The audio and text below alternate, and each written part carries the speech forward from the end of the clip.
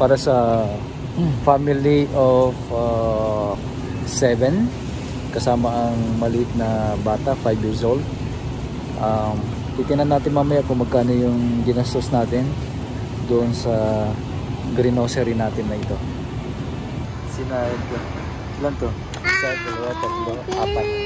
Apat na bigas. Tapos na kape. Oh, mga kamatis, sausawan. Ito. Oh, ano ba ito, Ming? Chicken nuggets. Oh, hindi na raw kami magmamakdo. Mag chicken nuggets na lang. Bihon, super. Ito yung golden bihon. Gustong gusto namin to. Ayan, pansit para sa lumpia. Okay, toyo. Pilipino pa rin. Kahit na ano na, ano mo, dingdong. Yan. Pang sahog-sahog. Yan, siyempre isda. Hindi nawawala ang isda. Pompano. Bangus. Yan. Tilapia. Gobi. Yan. Bacon. May part kasi ka na kailangan maging Canadian ka rin paminsan-minsan. Chirya. Nandun sa loob. Siyempre, tilapia.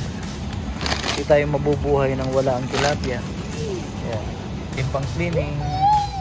Oh, ito pa pala. Hindi nawawala ang gata. Kasi pag may nabili tayo na ano na pwedeng gataan, ayan. Hindi nawawala yan. Spaghetti. Ayan, nasa loob. Ay, munggo pala to. Munggo.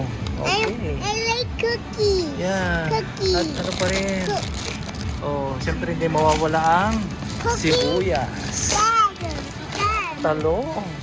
Oh, mga paborito. Ampalaya. Yan, paborito lahat yan. Hindi naman tayo napaghahalotang Ilocano kasi may sili. Hindi lang siya kurikor.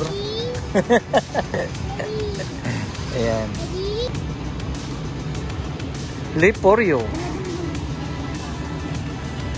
Ha? Ano?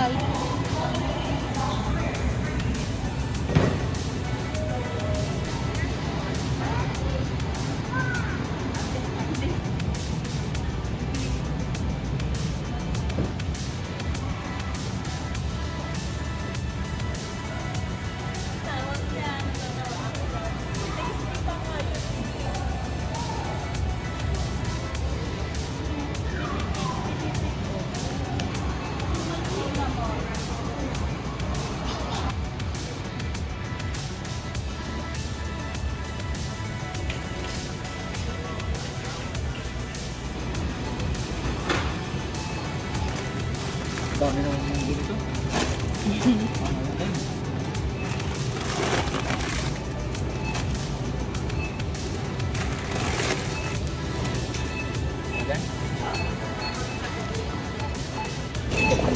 Grabe.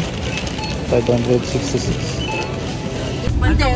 Hindi ko in-expect na abot ng almost 600 yun.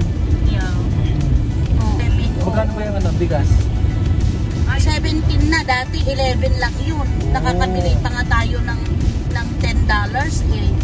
Na ganun na bigas. Ngayon, dapat, 17.99. Oh, di ba? Dapat kasi nag-ano na tayo, nag-reduce rice na tayo. Kaya lang nag-a-unli rice man tayo.